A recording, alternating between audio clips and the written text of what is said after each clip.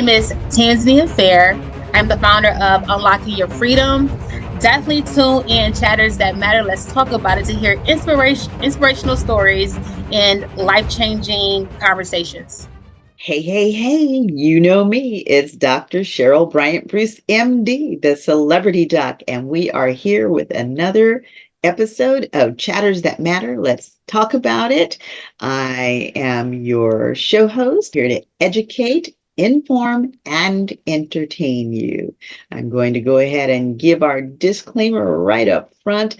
I am a bona fide and true medical doctor, but I am not your medical doctor. So any information that you hear on this show is for your information and entertainment only. It does not constitute a doctor-patient relationship between the two of us. If you hear anything that you think applies to you, take that information back to your own personal physician and discuss it with them. With that being said, without further ado, I want to bring to our stage an amazing woman who her husband was recently on our show, and he was telling us what a powerhouse she was and what a tremendous impact she made on his life and the tremendous impact that she's making on the lives of many others. I welcome to our platform Tanzania Fair. Welcome, Tanzania. Thank you. Thank you. I'm super, super excited to be here for sure. We're super excited to have you, and I'll let you all know again, we don't mind giving shameless plugs. So I'm going to give a shameless plug for Tanzania and myself as well. We will both be sharing a stage at the Leadership Experience Tour in Troy, Michigan this upcoming Saturday, March 23rd. If you haven't gotten a ticket, Tanzania is going to let you know how to contact her, and you know how to contact me. Slip into my DM and send a message, and we will make sure that you get the information on how to get a ticket for what's going to be a spectacular event with 45 world-class speakers on the stage. So you won't want to miss this. Tanzania, I'm so looking forward to hearing you speak. So why don't you start out by telling us, not just your name, but who you are and what you're doing. For sure. My name is Tanzania Fair. I'm from Detroit, Michigan.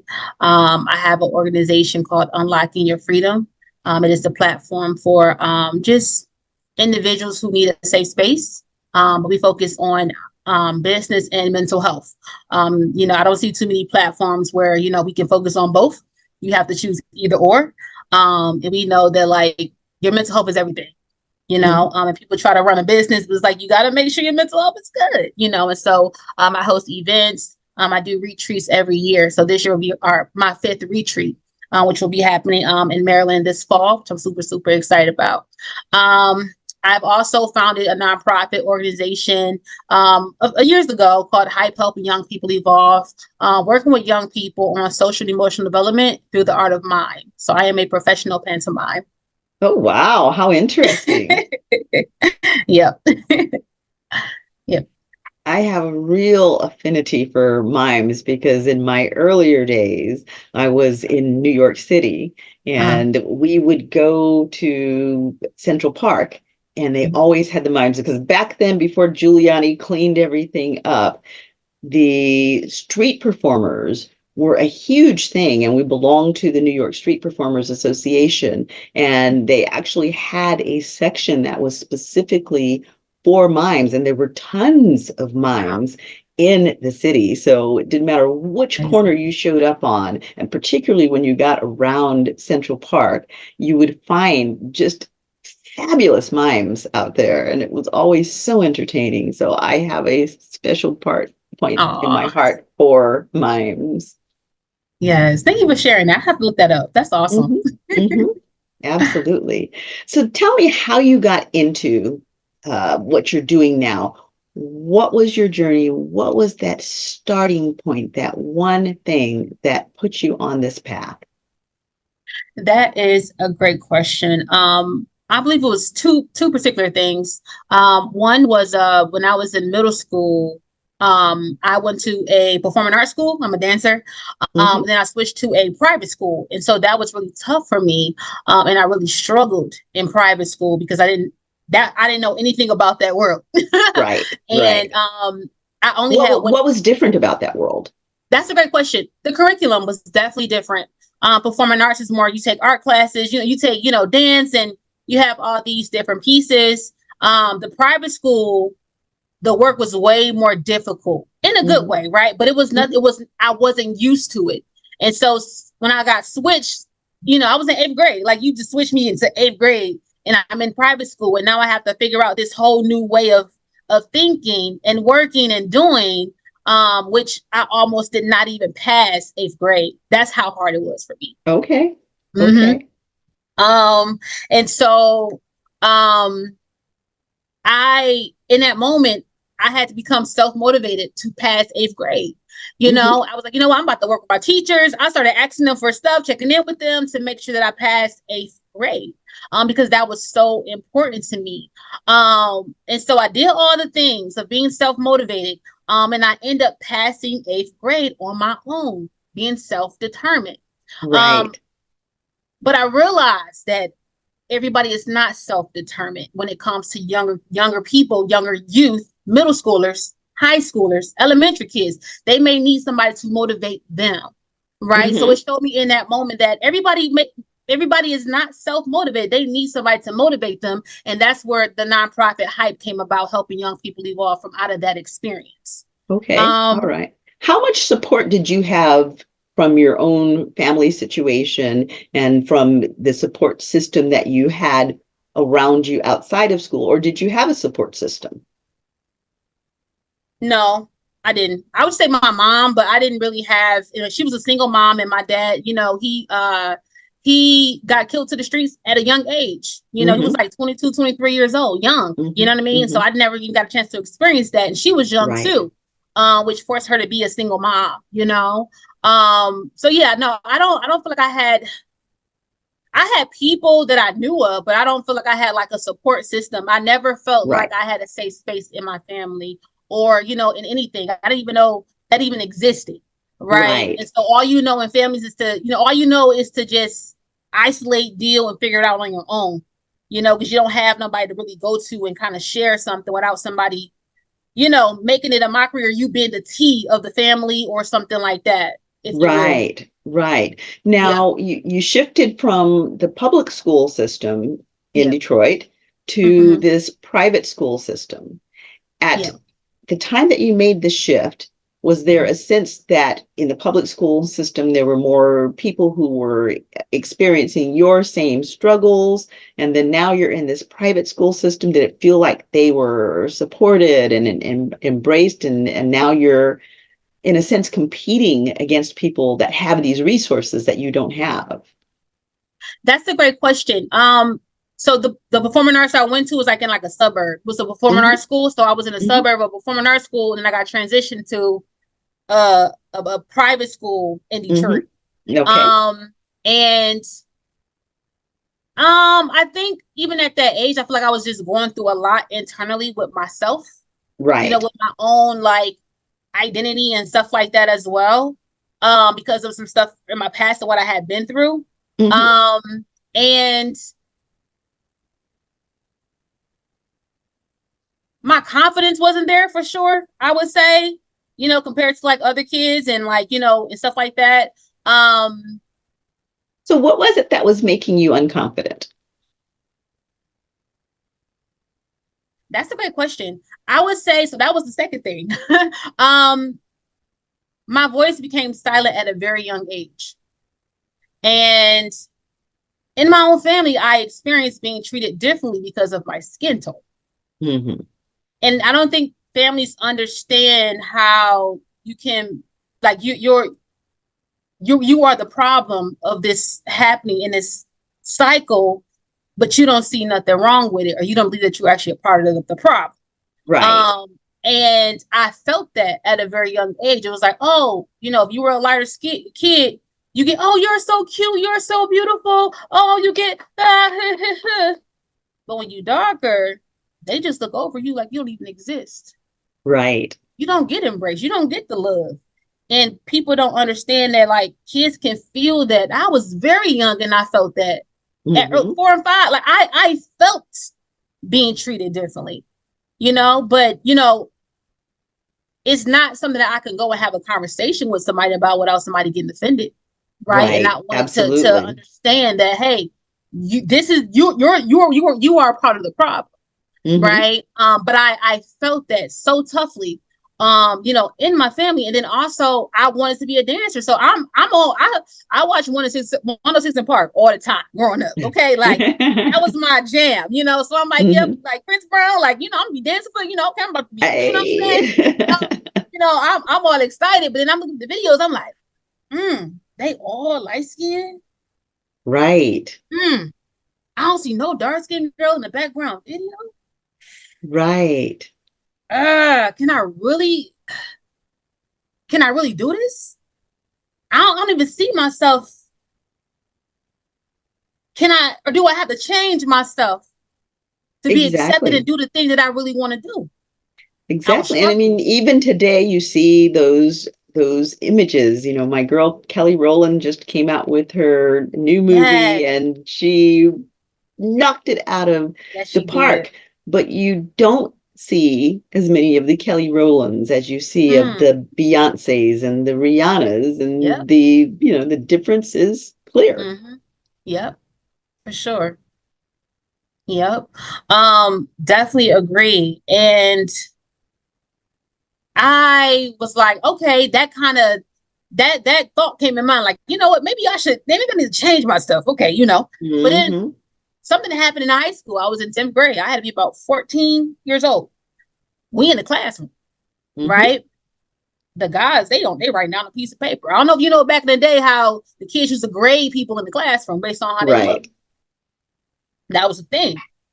So they graded, and then the paper get around to me, and by my name, I see C's, D's, and F's. But then I noticed that around the darker skinned girls, we all had similar grades. But by the light skinned girls, they had A pluses and A's and B's. Hmm. And in that moment, I let that piece of paper destroy my self esteem. Right. I was like, dang, maybe it is true. Maybe I need to go and change and do something and to fit and to be accepted. Hmm. That's what that came about. That Hmm. experience.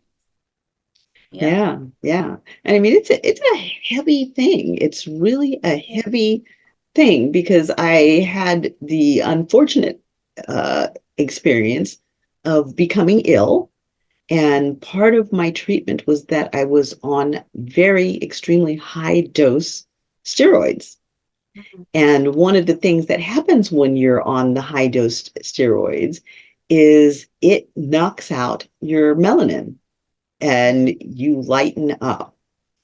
And it was a very interesting experience because I was able to see the difference between how people interacted with me as a darker skinned woman Mm-hmm. versus a lighter skinned woman. And the difference was obvious and evident. And I Mm. thought, this is the prime example because I am exactly the same woman. The only thing that changed was the skin tone. Mm-hmm. And the number of people that told me how beautiful I was or how attractive Wow. I was, Mm-hmm. just like boom, all of a sudden it went up. And I thought, interesting, because the only thing that changed was my skin tone. Mm. It's real. It's real. It's real. It's out there and it's real. And Mm-hmm. we talk about racism and racial stereotypes, Mm-hmm. but unfortunately, that goes across the board throughout cultures and even is very prevalent within our own culture and within our own homes, as you expressed. Most definitely. Most definitely. So when that happened, um, I convinced my mom to help me tell us that I need to even out my skin tone. I just kind of, I made it up. I don't even know how, like, I was 14. Like, how did I even know what it was? Like, I was so intelligent. Okay. I don't know.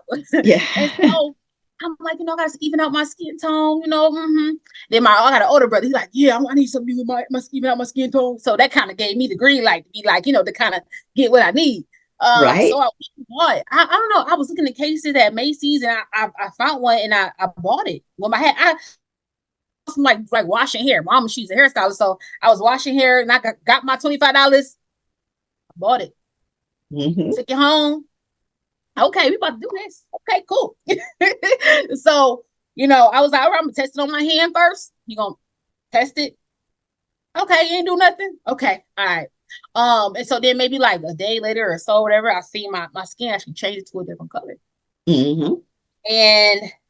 And then I started noticing like light spots, literally like I'm getting light spots, like literally on my arms, then it's on my legs, on my feet, it's on my chest, Right. on my I kid you not, I had a whole breakdown.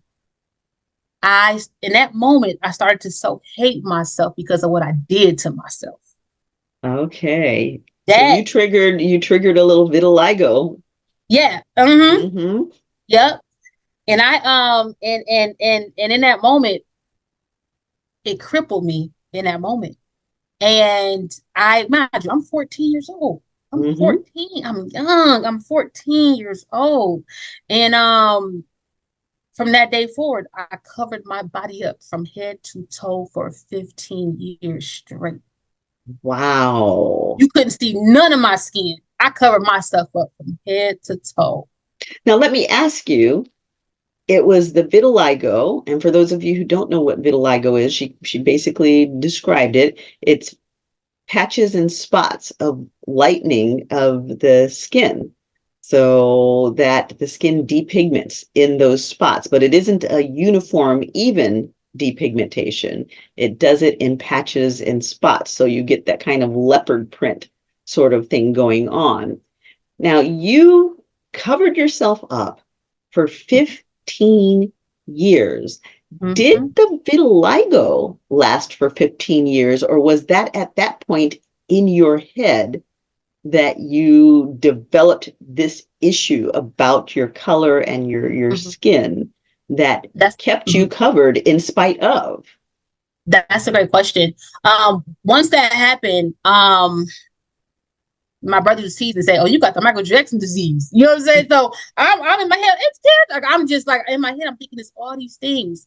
But in 2017, I went to the a dermatologist, and it's actually called tinea versicolor. It's Uh-huh. like an overgrowth of yeast on the skin. It can't do Right. nothing, but it can go back. You take some cream, so it's actually tinea versicolor.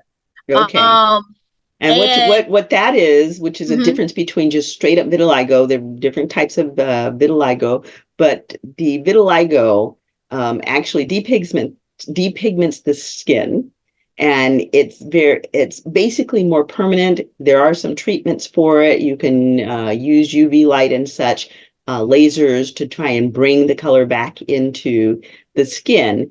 The tinea versicolor is actually a fungus, and it can be treated with antifungals. It does depigment the skin, but as soon as the fungus is treated, then the color comes back in. yep. So I feel like that the chemicals in what I use triggered something for that to actually Yes, happen because I had never had that. exactly. Yep. Exactly. Um, I'm trying to make sure I answer your question. Hmm. So you asked me about I asked you about, you were covered for 15 years. right. Did you have the patches of discoloration the entire 15 years, or did you just get stuck there and continued to stay covered up? No, I had the patches because Okay. I didn't see a dermatologist until 2017. Okay. Right, which is not too long ago. I mean, it is, Right. but not too long ago. But Right. mind Right. you, I had started getting these patches at 14. That was in 2004. Right. That was in '04. I didn't see a Yes. dermatologist until 2017. Right. So I definitely still had all those patches and stuff like that, like on my Yes. body. And but but even like chemicals in certain products could also trigger it and stuff like Right. that. Mm-hmm. And no, I definitely had the patches. I definitely seen patches and everything through that whole entire time.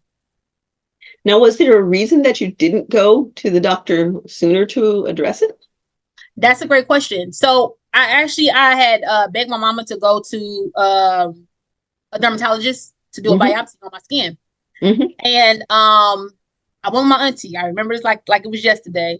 And they took a patch and stuff like that, and they tested, and they came back, and it was like what did they tell me? They said they couldn't find nothing or something like that. They said Mm-hmm. it wasn't nothing, and I literally cried like I was about to die in that room. I Poor was baby. crying so hard, like Mm-hmm. girl, you would have thought, girl, I was in there. I was going because I'm in my head. I'm like, oh, this is the solution. I'm about to figure out what's going on. I'm about to know. Oh, and I can move forward with my life. No, So they now couldn't. you're completely covered up. Yes, Did you experience depression? Where were you emotionally at that time? that's a great question. Emotionally, I definitely wasn't good.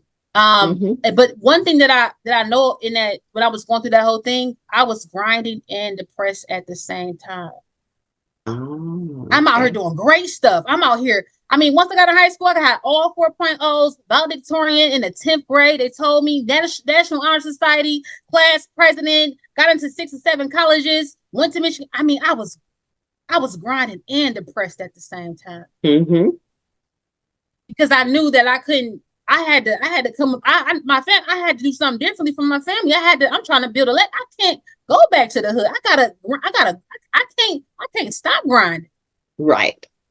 But So emotionally, I you're was you're done. working and you're grinding and you're Mm-hmm. building something successful, but Yeah. you're building it for somebody else, not Mm-hmm. yourself.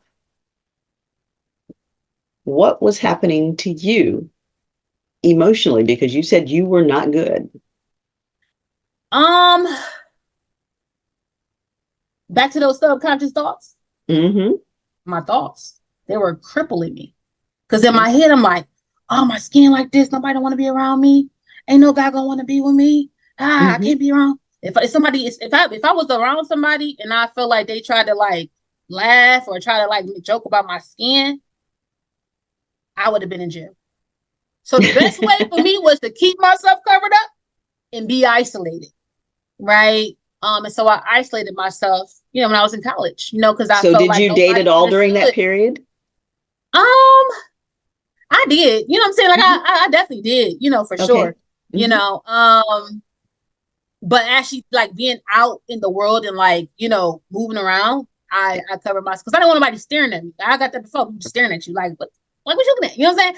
Just staring at you, you know what I'm saying? And so I'm like, I ain't even because somebody say something, I'm gonna be in jail. So I knew that about myself. So that's why I isolated, but also I feel like nobody understood because I knew that my Mm-hmm. skin wasn't like that. I knew that it was all one color. Mm-hmm. I knew I knew it wasn't like that, but Right. nobody could understand what I was going through. Nobody, you know what I'm saying? And even your family, again, you become the topic of conversation and the buster of jokes and the tea. But ain't Mm-hmm. nobody trying to y'all not about to make this out of teeth on my situation. Y'all ain't gonna know nothing. Right. And they didn't because you're not trying to help me, Right. And in that moment I realized about safe spaces and I ended up starting a women's group with the retreats for safe spaces because out of that situation. Because I didn't have a safe space. I didn't know what a safe space. I didn't even know that it even exists. Mm-hmm. Right. And then you realize, like, wow, like there's really dysfunction happening within the family that people don't talk about. Like that's dysfunctional. Right. It's dysfunction. And people normalize dysfunction. Like, no, we're not doing that. So even after college, I ended up graduating or whatever. I got accepted into an internship down to Washington, D.C., my senior year in college. Mm-hmm. Mm-hmm. I knew once I got down here, I wasn't going back home. Came down here through my internship. I was still covering myself up. I got my first job. I started my nonprofit out here. I got double promoted at my job. I mean, like I was doing I got awards, got, honored. I was 23, 24. I was young, Mm-hmm. but I was still covering myself. I would go to work and go in the bathroom and cry.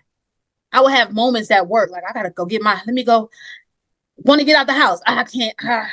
Want to put this on. No, I can't wear it.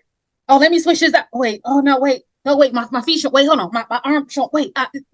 I mean, all in my head the Mm-hmm. entire time. And my breakthrough moment happened in 2015. Mm-hmm.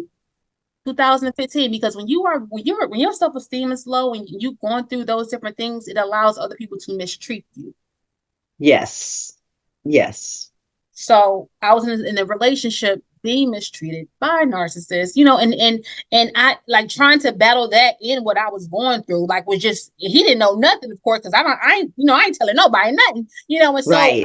I'm battling this thing, and then one day I was in the bathroom and I'm looking at myself and I just started to cry, and in that moment I was like, dang, like you hate yourself. And And I were had to you hurt were my you own punishing feelings. yourself in this relationship with this narcissist? Um, I wouldn't say I was punishing myself. I would say because of another like situation with relationships, I felt like I didn't have no family. I don't have no family out here in DC. He was my best friend. You know what I'm saying? From Uh-huh. Detroit. And so Uh-huh. I'm like, okay, you can come out here and just trying to, just to have. I was trying to fill a void, Right. right, out of a relationship a situation, and that was the only reason why he was out here, because I didn't want to be out here by myself and trying to fill a void that could Right. not be filled. You know what I Right. mean?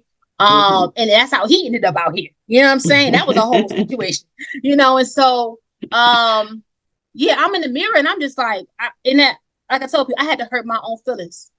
Mm-hmm. And a lot of people are not at places to hurt their own feelings, to actually deal with their issues and heal.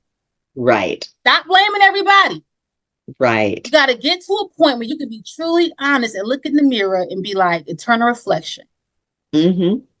right? Like, it's like this is happening because of me, but I had to forgive myself for what I did to myself. God was like, Mm-hmm. you know what I'm saying? God was like, God was telling me, the whole time, like, and let me know, like, just, whatever my spiritual journey was, just, you know what I'm saying? Like, hey, like, you get out that mental bondage. I It's already kind of set you free. It's tough. I 15, exactly. 15 years Exactly. struggling like a Exactly. stronghold, and I'm tugging. And I'm like, I'm trying to pull, and I'm trying, and it's like, oh no, you come back, nope, no, come back here, nope, you gotta. And 15 years struggling, and when they talk about strongholds are real. Mm-hmm. Oh Something can yes. have such a hold on you, and you in your heart, you so want to break free from it, but you it's a tug and pull. And sometimes people never even get to the point of getting through that stronghold, right? And they be in that stronghold for their entire life. There's people out here that have strongholds on them their entire life until the day that they die. I always say that I think that they should teach 12 steps in school.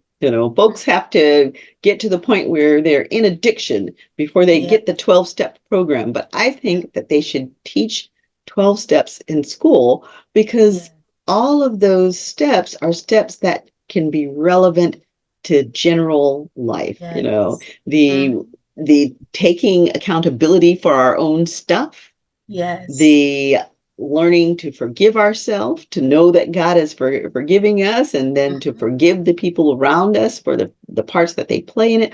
All of those steps are so mm-hmm, important in our evolution as self-empowered people. yes, yes, most definitely. And I'm in the mirror, and I'm like, I love myself. Tears in my eyes. I'm crying so hard because I didn't believe it in that moment. Uh-huh. But the more I said it, the more I believed it. The more I said it, the more it became a part of who I was. The more I said it, the more confident I got. The more I said it, the more I got my power back. Right. right?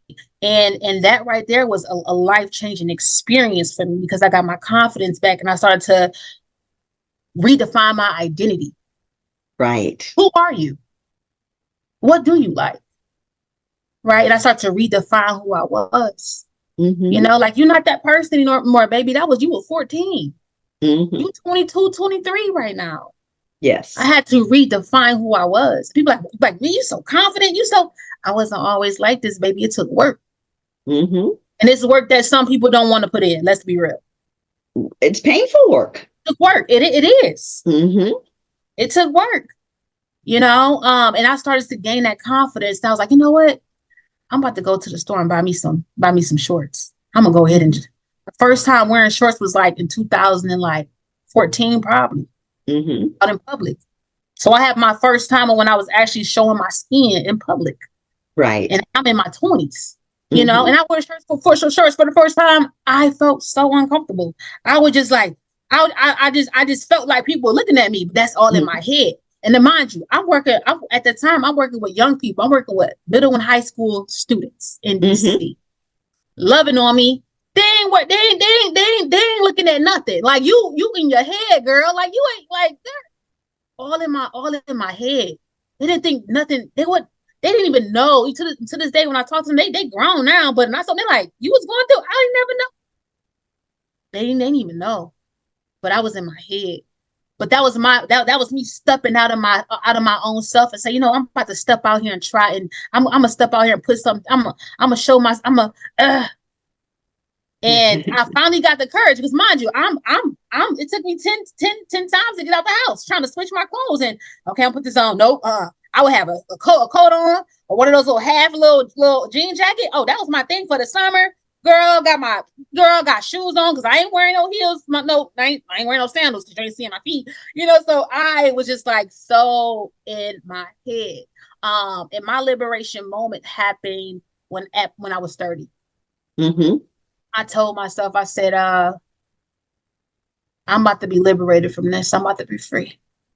Mm-hmm. I made a conscious decision. This thing right here has no place in my life no more. It's over. So for my 30th, I was going to Cancun. Mm-hmm. Girl, I got in shape. I got in the gym, got my body right. Okay. Bought me some two pieces. I could show you the picture. I can see the picture. I'm on the beach. I'm on the beach with a bikini on. Two pieces. Like this. Love it. You know, and I felt so good, and I Mm-hmm. felt totally free. I felt Yes. I felt so I just like I didn't care. I was on the beach. I don't care looking at me. Like I felt so good. Like, "Ariel, you look good." You know what I'm saying?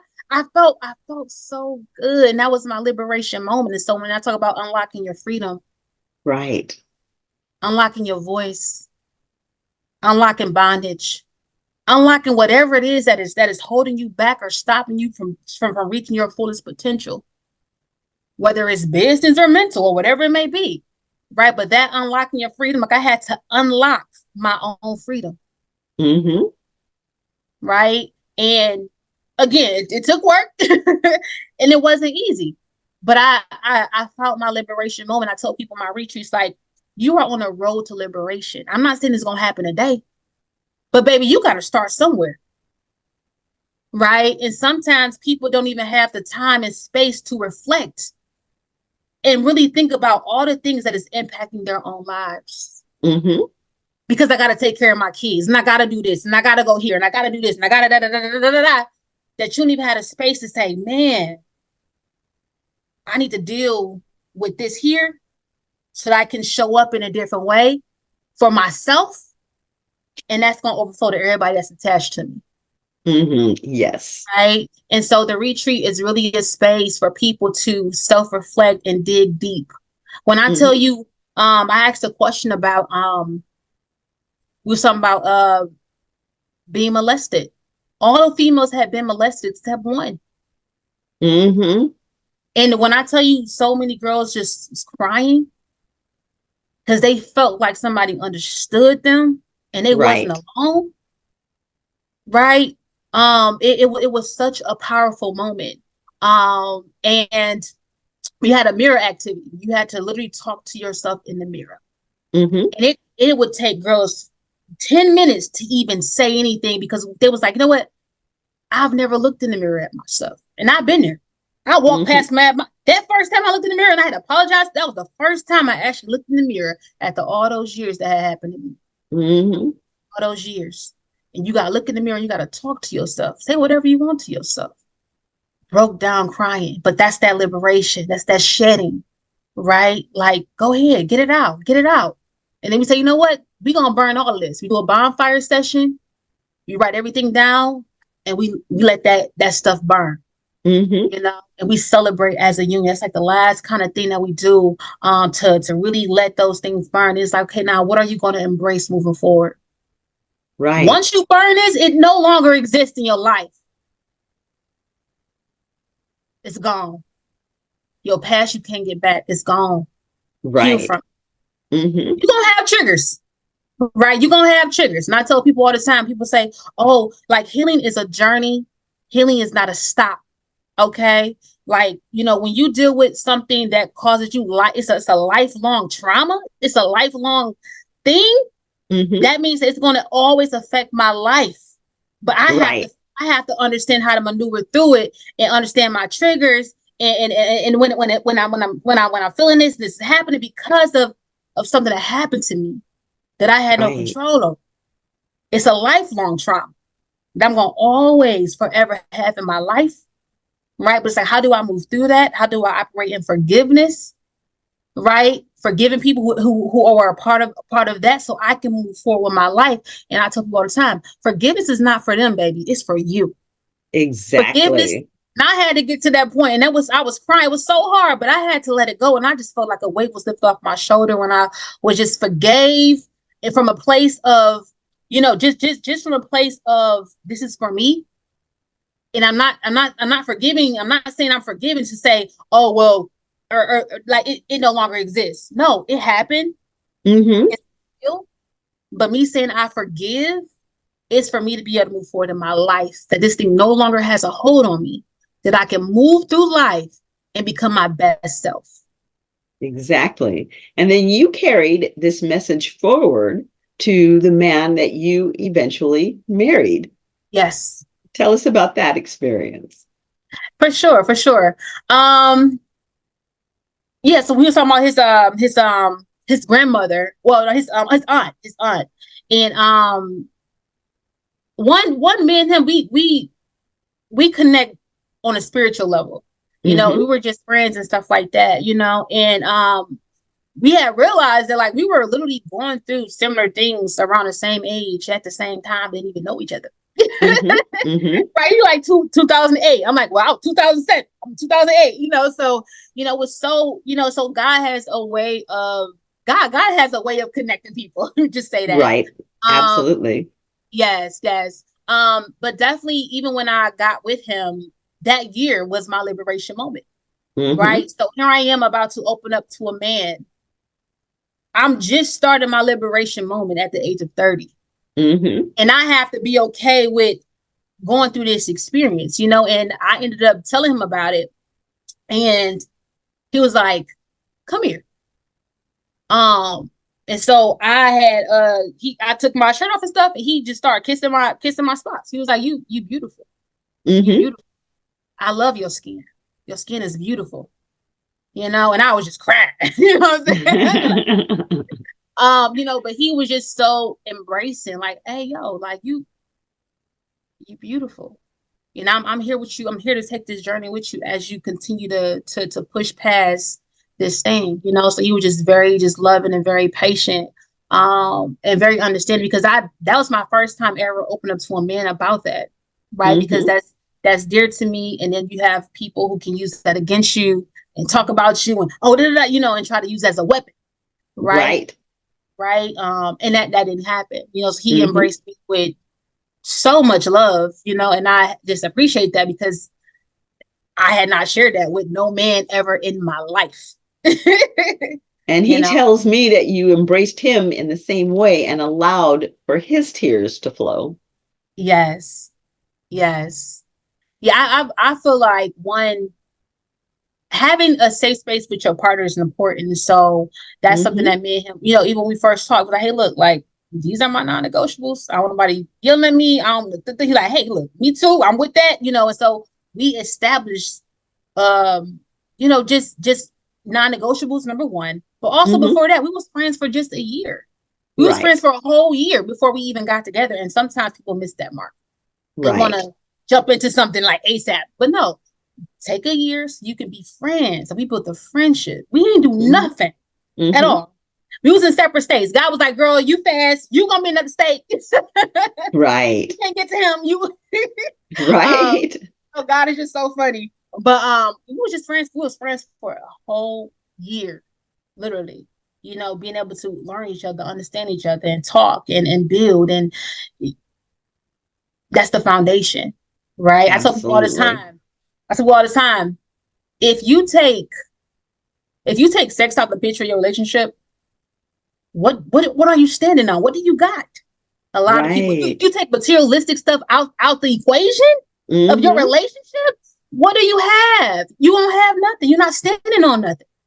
And we saw that a lot during COVID. You had all of Yeah. these relationships that were Oh built on my God. nothing. And then when they were thrown together and had to actually relate, they realized they had nothing in common. Nothing.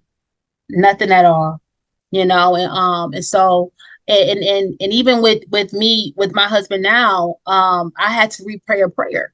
I was Mm-hmm. praying for the wrong type of man. God was like, didn't you pray for that? Didn't you ask for that? You got it. Now you don't want it because you Mm-hmm. didn't pray what I need you to pray. And so I Right. had to repray my prayer. And even when we were just friends, God had already showed me he was my husband. He was like, don't mess that up. That's your husband. Right. It's just friends. I didn't tell him that. But people don't realize when they praying for materialistic stuff, but you're not praying that he's a man of God. Mm-hmm. You're not praying that he's loving, he's affectionate, communicate. Like you miss all the qualities that actually matter in a relationship. Mm-hmm. So I had to literally re-pray my prayer, you know. Right. Um, and a lot of times, like I said, people, look at all the extra stuff that don't even matter, you know. Mm-hmm. It's been because I always like even like life is like you're gonna go through some challenging moments. Even with mental health. I mean, everybody's gonna experience something at some point in life. Why? Because one, everybody gotta die one day, right? Right. Trials and tribulations are part of life all the time. Right. So Right. you gotta be able to have somebody that you can go through those things. Look, everything's not gonna always be peaches and cream. It's not gonna always be great, pretty. Oh, Instagram pictures. No, we talking about real life. And you gotta find somebody who can do life with you, who can do real life with you. I don't want you to do Instagram with me. Right, right. I mean, everybody can So, do Instagram. We can all live in the high times. It's those lows that kick our butt. yes, it's those lows. And even with, even when you are, in a relationship with people who have dealt with mental health challenges, Mm-hmm. it's a certain type of way you have to communicate. It's just a certain I feel it just it's different. I'm not saying like that, but it is like, certain things that people have been through that triggered them and stuff like that, and you come and be like you end up, adding to and they done got through this whole thing, and now you kind of it's making them spiral back down to Right, ah mm, right. So, I mean, kind of the point there is that you really have to be cognizant mm-hmm, of who you are, yeah, what you're bringing, and how what you're bringing is affecting the other yes, person. You have to care enough about that other person to see their pain. And mm, instead of sticking a thorn in the sore spot, be the one to pull that thorn out. yes, yes, that's right. Mm-hmm. All right. Well, if you had one message to give to our audience in terms of self empowerment, Mhm. what would that message be? That's a great question. um I would say accept yourself where you are.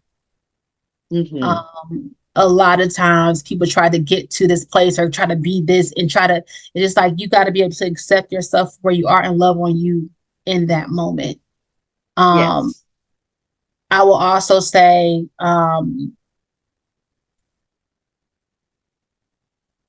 Confidence is key. Mm-hmm. Confidence is key. And I'm not saying that you're not going to have moments where you don't feel confident, but you got to Right. always be working on ways to continue to build your own confidence. So that way you don't feel like you need validation from men or from friends or from people or family who don't have your best interests at heart and you trying to ask them for validation that they can't give you. Right. Another thing is that there are going to be some people who never see your vision, and you need to be okay with that. You need to be okay with everybody will not see your vision. So if you have an idea about what you want to do and somebody don't see your vision, it ain't for them to see. Mm-hmm. As long as that vision came from God and God already confirmed that he said, hey, green light, hey, baby, that's all that matters. Go forth and be great. Right. Absolutely. Absolutely. Because, it doesn't come from any higher authority than that. If God says you're okay, you're Yes, okay. yes. And also, it's okay to get therapy, baby. Mm-hmm. It's okay. There's a big stigma, within black families, and people want to call you crazy in this. No, baby, no. You're getting the help that you need. And the main people that be talking is the ones that need to be in therapy too. That's true. You know? That's true. Yeah. So like it's That is okay. true. Yeah, like it's okay to get therapy. And one thing is like it may take you time to find the right person. It's a Mm-hmm. process. So don't just cut it off when you don't find the right therapist. I've experienced my first time. It wasn't a good experience. Mm-hmm. And now I gotta find somebody else. And I'm, just being open because that was my first time. And it stung. So I'm like, and it was a black woman owned business. And it stung me. But I had to also understand that like it's a part of the process, you Yeah, and I know. think one of the things that people don't understand about therapy is they go to therapy for the wrong intent. They go Mm-hmm. to therapy for someone to agree with their point of Yep. view, and that Mm-hmm. is not the Fine. Nope. therapist's job, Yep. So when the therapist challenges them, Mm-hmm. and the therapist will challenge you to Mm-hmm. get you to think it through Mm-hmm. and will not necessarily validate your position because your position may not be valid. But it's also not the therapist's job to tell you that's not valid. The therapist's job is to get you to self reflect and see the error in your thinking. Yes, that's a whole fact. So if you're Yep. going to the therapist for them to agree with you that everybody else is screwed up, you're never That's going not to find the right therapist because that's not what they're there for. exactly for sure. And then just one more point. It's okay to do something different when you come from a family or just an environment where everybody doing the same thing over and over again. It's the same thing, and nobody is doing anything different. It's okay to be different. It's okay to step out there and do something that your family has not done.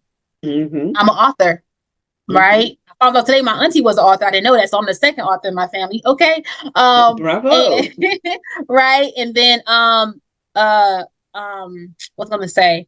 I recently got into Howard University for my PhD program. I'm the first person Bravo. to just last month. Yep, I got my letter. Yay.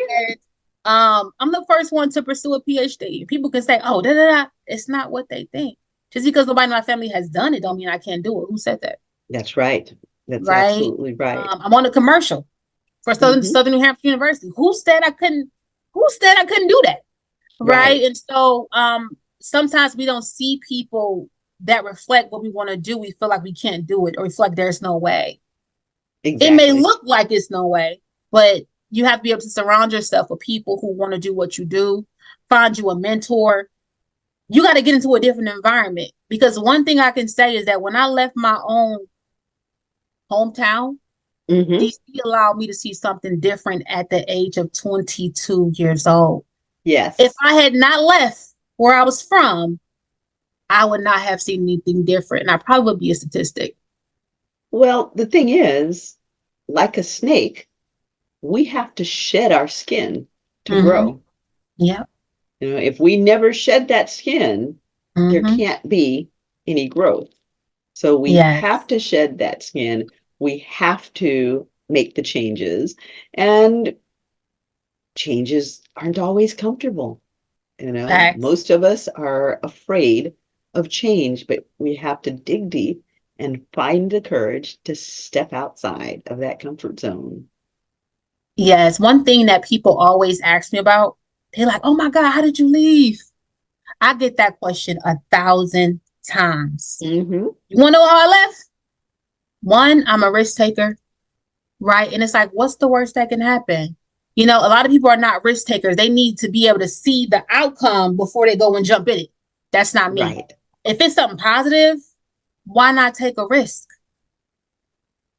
If it's something positive, take the risk right. because that risk can change your life. When I tell you my biggest risk landed me my biggest blessing. Yes. My life would not be how it is now if I had not took the risk to go to another state and do something different. Mm-hmm. Not knowing the outcome. I mean, I was homeless. I had to navigate some things out here, but I didn't let that stop me because it's a part of the process.